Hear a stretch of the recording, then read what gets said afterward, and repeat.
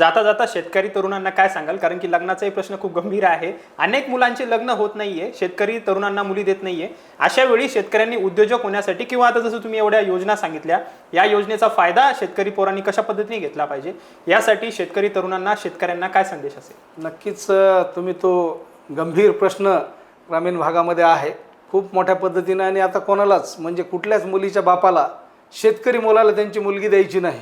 अगदी graduate post graduate झालेला मुलगा असला आणि तो शेती करतोय म्हटलं की ते लगेच बाजूला सरकतात.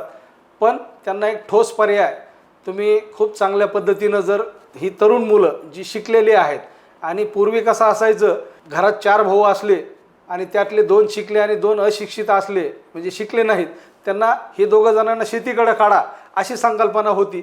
पण आता शेती क्षेत्रामध्ये उलट शिक्षित झालेल्या तरुणांनी येणं गरजेचं आहे. तेच ते तंत्रज्ञान शिकू शकतील आणि आत्मसात करू शकतील.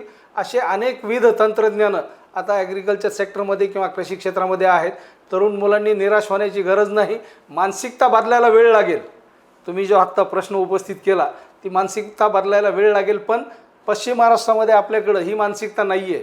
ही मानसिकता आपले निजाम स्टेटमधले जे हे आहेत, म्हणजे मराठवाडा असेल, विदर्भाचा पार्ट असेल, तिथंच ही मानसिकता आहे.